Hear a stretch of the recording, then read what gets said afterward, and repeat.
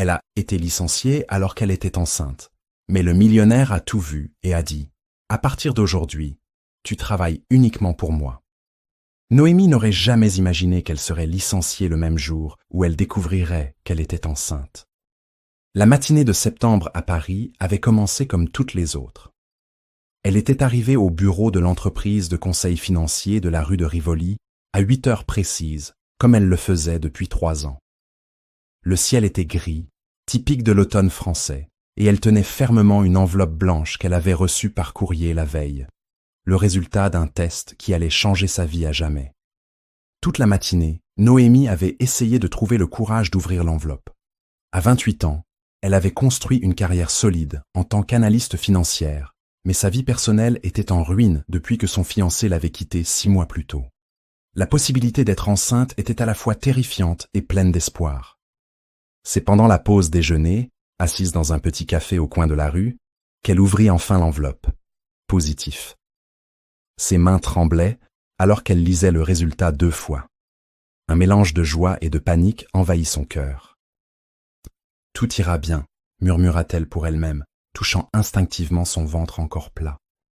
De retour au bureau, sa patronne, Madame Dubois, l'attendait avec une expression sérieuse. « Noémie, il faut que je te parle », dit la femme d'âge mûr en désignant son bureau. À l'intérieur, Madame Dubois alla droit au but. « Je suis désolée de devoir t'annoncer cela, mais à cause des coupes budgétaires, nous devons nous séparer de certains employés. Malheureusement, tu fais partie de la liste. » Noémie sentit le monde s'effondrer. « Mais mes résultats sont bons, je rends toujours mes projets à temps. » « Ah, ce n'est pas une question de performance, c'est une décision de la direction. Tu as 2 semaines pour finaliser tes projets en cours. » En quittant le bureau, Noémie luttait contre les larmes. Comment annoncer à ses parents sa grossesse et son chômage en même temps? Comment élever un enfant seul, sans revenu? En fin d'après-midi, elle était dans l'ascenseur, descendant au rez-de-chaussée, lorsqu'elle entendit des voix agitées provenant de l'étage de la direction. Les portes s'ouvrirent au 10e étage, et elle vit Madame Dubois discuter avec un homme grand, vêtu d'un costume impeccable. « Tu ne peux pas licencier des employés compétents pour faire place à tes protégés, » disait l'homme avec autorité.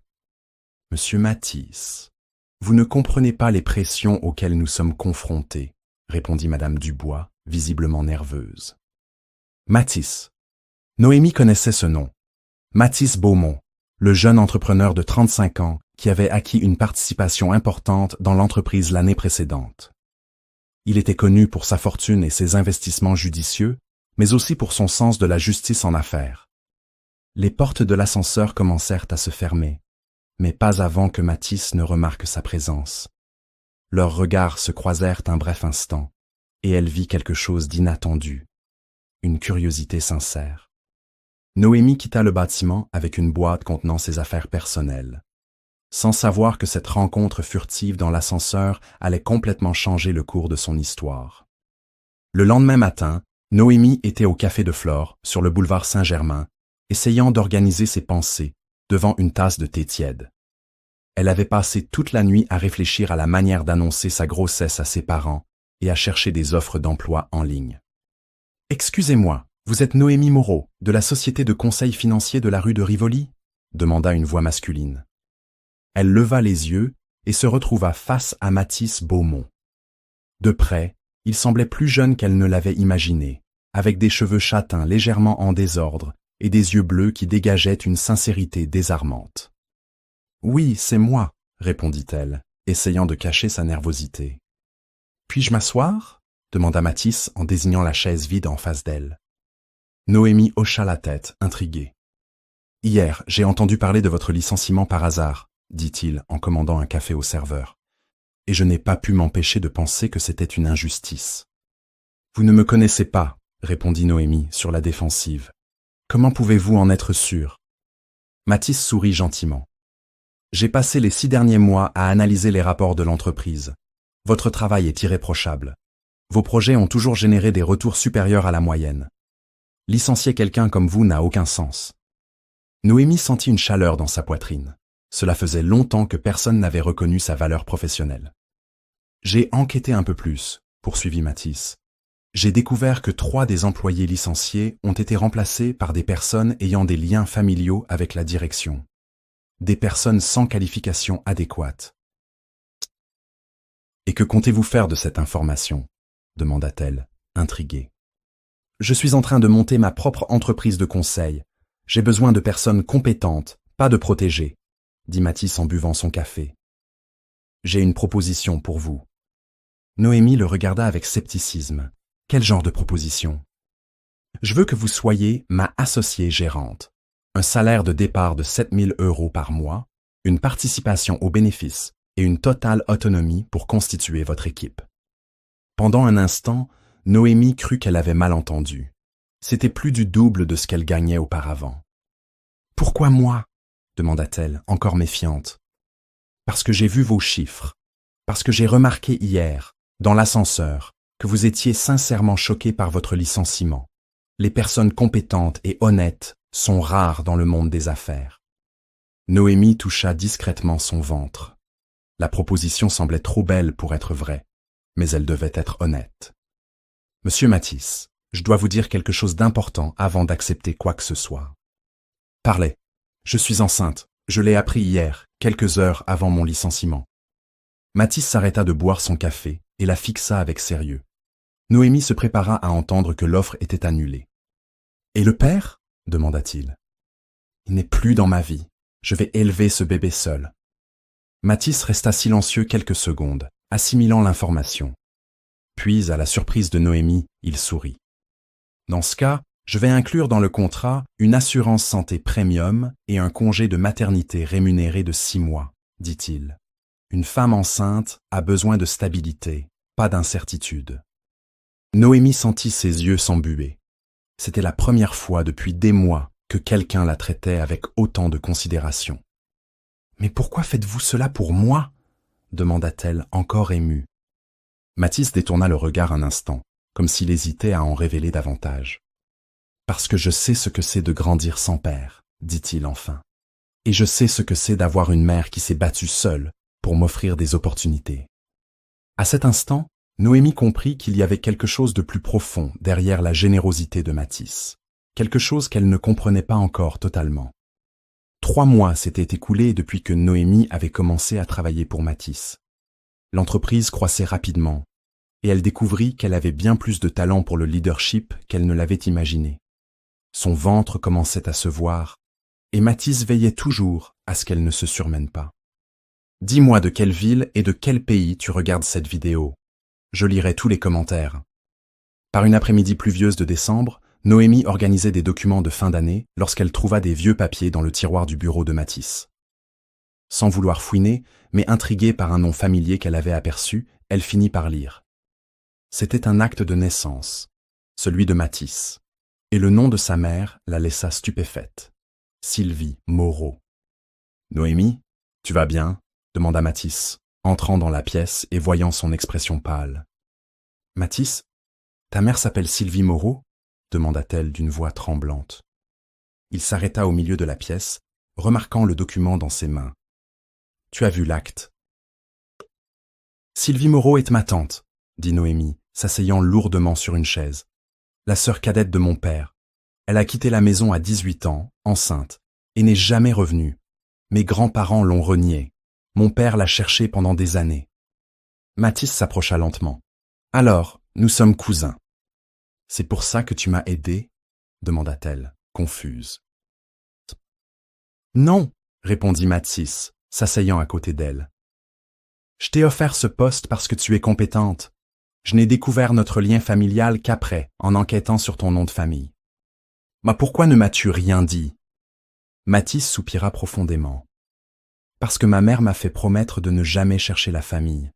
Elle disait qu'elle avait été rejetée quand elle en avait le plus besoin, qu'on ne lui avait jamais pardonné d'être enceinte célibataire. » Noémie sentit son cœur se serrer. Mon père parlait toujours de combien elle lui manquait. Il disait que ses parents avaient été trop durs, mais Waterfalls, mais qu'il n'avait jamais été d'accord avec ça. « Elle est vivante ?» demanda Mathis, la voix pleine d'espoir. « Oui, elle vit à Lyon. Mon père a essayé de la retrouver plusieurs fois, mais elle a changé de nom après ta naissance. » Mathis passa une main dans ses cheveux, visiblement ému. Toute ma vie, elle a travaillé à 3 emplois pour m'offrir une éducation. Elle ne s'est jamais mariée, n'a jamais eu d'autres enfants. Elle disait que j'étais tout ce dont elle avait besoin. Et ton père? Je ne l'ai jamais connu. Ma mère n'en parlait jamais. Elle disait juste que c'était un homme marié qui l'a abandonné lorsqu'il a appris sa grossesse. Noémie toucha son ventre, pensant à la manière dont l'histoire se répétait, mais différemment. Mathis, aimerais-tu rencontrer mon père? Il pourrait nous aider à retrouver ta mère correctement. Mathis hésita. Et si elle ne veut pas me voir? Et si elle est en colère parce que j'ai rompu ma promesse? Ou alors, dit Noémie, prenant sa main, elle pourrait découvrir qu'elle a une famille qui n'a jamais cessé de l'aimer. À cet instant, Mathis comprit que Noémie n'était pas seulement sa cousine et son employée. Elle devenait la personne la plus importante de sa vie. Et il ne savait pas encore comment gérer ce sentiment. Le rendez-vous fut fixé pour un dimanche de janvier dans la petite maison des parents de Noémie à Versailles. Jean-Pierre Moreau, le père de Noémie, pleura lorsqu'il apprit qu'il allait enfin rencontrer le fils de sa sœur Sylvie. Mathis était visiblement nerveux lorsqu'il sonna à la porte. Noémie, enceinte de 6 mois, lui prit la main pour le rassurer. « Tout ira bien, » dit-elle. Jean-Pierre ouvrit la porte et resta silencieux un moment, étudiant le visage de Mathis. « Tu as les yeux de Sylvie, » dit-il enfin, la voix tremblante, « et le sourire de mon père. » Pendant le déjeuner, Jean-Pierre raconta des histoires de la jeunesse de Sylvie, montrant de vieilles photos qui firent rire et pleurer Mathis en même temps. C'était la première fois qu'il voyait des images de sa mère jeune, avant que les épreuves de la vie ne marquent son visage. « Elle a toujours été têtue et courageuse, » dit Jean-Pierre. « Quand nos parents l'ont chassée, j'ai essayé de la convaincre de rester, mais elle a dit qu'elle prouverait qu'elle pouvait élever son enfant seule. »« Et elle l'a fait, » dit Mathis. « Elle m'a offert la meilleure éducation possible. »« Maintenant, il faut la convaincre de venir à Paris, » dit Jean-Pierre. « Elle mérite de connaître la famille qui n'a jamais cessé de l'aimer. » Cet après-midi-là, ils appelèrent Sylvie. La conversation fut difficile au début. Elle fut choquée d'apprendre que Mathis avait retrouvé la famille. Mais lorsque Jean-Pierre lui demanda pardon pour les années perdues, elle se mit à pleurer au téléphone. « Tu m'as manqué tous les jours, » dit Sylvie à son frère, « mais j'avais trop de fierté pour revenir. »« Alors viens maintenant, » dit Jean-Pierre. « Ta petite fille arrive dans 3 mois. » Une semaine plus tard, Sylvie arriva à Paris. Les retrouvailles à la gare furent émouvantes. Elle et Jean-Pierre s'enlacèrent comme s'ils étaient à nouveau adolescents. Lorsqu'elle vit Noémie enceinte, Sylvie toucha son ventre avec tendresse. « Tu seras une mère merveilleuse, » dit-elle. « Et cette fois, tu ne seras pas seule. » Mathis observait tout avec émotion. Sa mère semblait plus jeune, plus heureuse.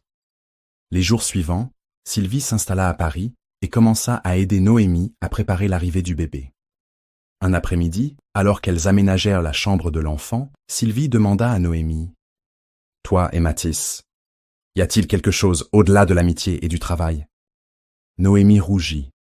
Ces dernières semaines, elle avait remarqué que ses sentiments pour Mathis avaient changé. Il était gentil, présent, attentionné, différent de tous les hommes qu'elle avait connus.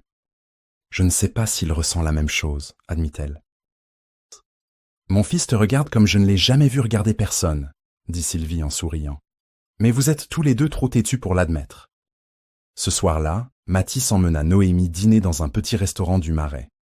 Pendant le dessert, il trouva enfin le courage de parler. « Noémie, il faut que je te dise quelque chose, » dit-il. « Ces derniers mois, mes sentiments pour toi ont changé.